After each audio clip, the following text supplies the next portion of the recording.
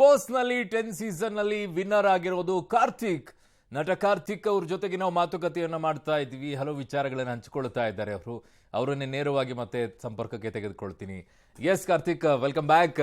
ಕಾರ್ತಿಕ್, ನನಗೆ ಬಹಳ ಕಾಡ್ತಾ ಇದ್ದಂತ ಪ್ರಶ್ನೆ, ನಿಮ್ ಜೊತೆಗೆ ಫಸ್ಟ್ ರನ್ನರ್ ಅಪ್ ಆಗಿದ್ದು drone Pratap. So drone Pratap ಅವರು ಬಿಗ್ ಬಾಸ್ಗೆ ಎಂಟ್ರಿ ಆಗಬೇಕಾದಂತ ಸಂದರ್ಭದಲ್ಲಿ ಇದ್ದಂತಹ ಜನರ ಯೋಚನೆಗೂ ಮತ್ತೆ ಆಚೆ ಬರುವಂತ ಸಂದರ್ಭದಲ್ಲಿ ಅವ್ರನ್ನ ನೋಡೋ ರೀತಿಗೂ ಬಹಳ ಬದಲಾವಣೆ ಆಗಿತ್ತು. ನೀವು ಏನ್ ಅನ್ಕೊಂಡಿದ್ರಿ ಇನ್ ಬಿಗಿನಿಂಗ್ ಅಲ್ಲಿ ಬಂದಾಗ? ಸರ್, ನಾನು ಆಕ್ಚುಲಿ ನಾನು ಅನ್ಕೊಂಡಿದ್ದೆ ಯಾವ ಮನುಷ್ಯನೂ ಕೆಟ್ಟೋನಾಗಿರಲ್ಲ ಸರ್. ಆಯಾ ಸಂದರ್ಭಗಳಿಗೆ ಅವರು ಹಾಗೆ ಕಾಣಿಸಿರ್ತಾರೆ. ಫಸ್ಟ್ ವೀಕಿಂದ ನಾನು ಅವನಿಗೆ ಸುಮಾರಷ್ಟು ವಿಷಯಗಳಲ್ಲಿ ನಾನು ಪ್ರತಾಪ್ಗೆ ಸಪೋರ್ಟ್ ಮಾಡ್ಕೊಂಡು ಬಂದಿದ್ದೆ. ನಾನು ಆ ಬಿಗ್ ಬಾಸ್ ಅವ್ನ ಹೊರಗಿಂದನ್ನ ನಾನು ಯಾವುದನ್ನು ನಾನು ಅವನ ಜೊತೆ ನಾನು ಮಾತಾಡಿಲ್ಲ, ನಾನು ಕೇಳಕ್ಕೆ ಹೋಗಿಲ್ಲ. ಅದು ಏನಾದರೂ ಆಗಿರ್ಬೋದು, ಒಳಗಡೆ ಬಂದಾಗ ಅವನು ಸಾಕಷ್ಟು ವಿಷಯಗಳಲ್ಲಿ ಅವನು ಕೂಗಿದ್ದಾಗ ಅವನಿಗೆ ನಾನು ಉತ್ಸಾಹ ತುಂಬಿದ್ದೀನಿ, ಸಪೋರ್ಟ್ ಮಾಡಿದ್ದೀನಿ, ಜೊತೆಗೆ ಕೂತ್ಕೊಂಡು ಮಾತಾಡಿದ್ದೀನಿ. ಏನು ತಲೆ ಕೆಡಿಸ್ಕೋಬೇಡ ಅಂತ ನಾನು ಅವನ ಜೊತೆ ಮಾತಾಡಿದ್ದೀನಿ.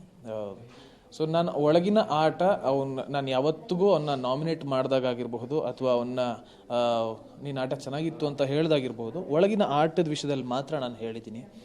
ಹೊರಗಿನ ವಿಷಯ ಯಾವತ್ತೂ ನಾನು ತಂದಿಲ್ಲ ಸರ್. ಅದು ಅವನ ಪರ್ಸ್ನಲ್ ವಿಷಯ, ಅದು ಅವನ ಪರ್ಸ್ನಲ್ ವಿಷಯ ಆಗೋಕ್ಕೆ ಬಿಟ್ಟಿದ್ದೀನಿ. So I was talking only about game sir ಅಲ್ಲಿ. ಬ್ಯೂಟಿಫುಲ್. ಅಂಡ್ ಹೊರಗಡೆ ಈಗ ಅವನ ಆಟದಿಂದ, ಅವನ ಒಂದು ಪರ್ಸ್ನಾಲಿಟಿಯಿಂದ ಅವನಿಗೇನು ಸಮಸ್ಯೆ ಆಗಿತ್ತು ಮುಂಚೆ ಅದನ್ನೆಲ್ಲ ಕ್ಲೀನಪ್ ಮಾಡ್ಕೊಂಡಿದ್ದಾನೆ, ಎಲ್ಲ ಕ್ಲೀನಪ್ ಆಗಿದೆ ಅಂತ ಕೇಳಿ ನನಗೆ ತುಂಬ ಖುಷಿ ಆಯಿತು ಅಂತ ಹೇಳೋದಕ್ಕೆ ಇಷ್ಟಪಡ್ತೀನಿ sir. Yes, very beautiful. Karthik, ಇನ್ನೊಂದು ಭಾಳ ಕೇಳಬೇಕು, ಇದನ್ನ ಕ್ಯೂರಿಯಾಸಿಟಿ ಇರುತ್ತೆ ಹಲವರಿಗೆ. ಈಗ ಫಿಮೇಲ್ ಕಂಟೆಸ್ಟೆಂಟ್ ಮುಗಿಸ್ಕೊಂಡು ಆಚೆ ಬಂದಂಥ ಸಂದರ್ಭದಲ್ಲಿ ಅವ್ರಿಗೆ ಕೇಳ್ತಿರ್ತಾರೆ, ನಾವೇ ಗಂಡು ಮಕ್ಳು ಕೇಳಬಾರ್ದು, ಕೇಳ್ತೀವಿ. ಅದಕ್ಕೆ ಅವ್ರಿಗೆ ಪ್ರಪೋಸಸ್ ಎಲ್ಲ ಬರ್ತಾ ಇದೆ ಅಂತೇಳಿ. ಕಾರ್ತಿಕ್ ಪ್ರಪೋಸಸ್ ಸಿಕ್ಕಾಪಟ್ಟೆ ಇದಾವಂತೆ ಸರ್. ಗೊತ್ತಿಲ್ಲ ಸರ್, ಇಲ್ಲಿ 4 ತಿಂಗಳಿಂದ ನಾನು ಏನು ನೋಡಿಲ್ಲ, ನಂಗೇನು ಗೊತ್ತಿಲ್ಲ. ಪ್ರಪೋಸಲ್ ಇದೆಯಾ ಇಲ್ವಂತೆ. ಇಲ್ಲೂ ಆಟ ಆಡ್ತಾ ಇದ್ದೀರಾ? ನಾನು ಫೋನ್ ಕೂಡ ಚೆಕ್ ಬಿಗ್ ಬಾಸ್ ಮನೆ ಆಟ ಇನ್ನೂ ಮುಂದುವರಿಸಿದ್ದೀರಾ ಅಂತ?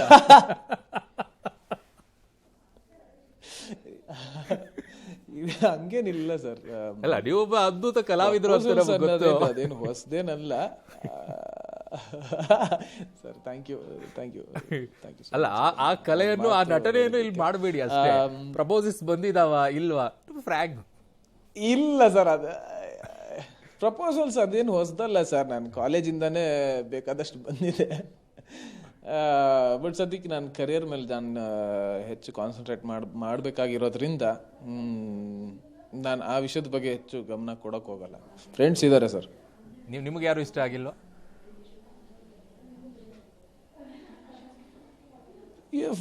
ಇಷ್ಟ ಆಗಿರೋದಕ್ಕೆ ಅಲ್ವಾ ಸರ್ ಫ್ರೆಂಡ್ಸ್ ಮಾಡ್ಕೊಂಡಿರೋದು? ಇಲ್ಲ, ಫ್ರೆಂಡ್ಶಿಪ್ ಬೇರೆ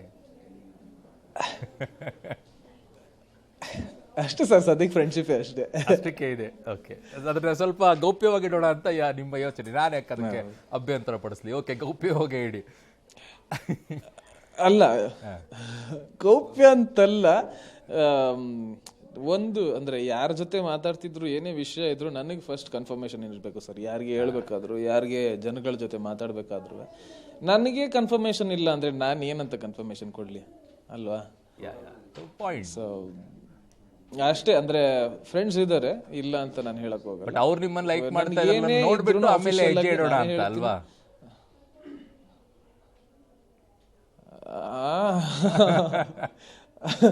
ಗೊತ್ತಿಲ್ಲ ಸರ್. ಅದೇ ನನಗೆ ಫಸ್ಟ್ ನಾನು ಹೇಳ್ದಂಗೆ ಫ್ರೆಂಡ್ಶಿಪ್ ಇದೆ, ಫ್ರೆಂಡ್ಸ್ ಇದ್ದಾರೆ, ಇಲ್ಲ ಅಂತ ಹೇಳಲ್ಲ. ಬಟ್ ನನ್ನ ನಡೆ ಈಗ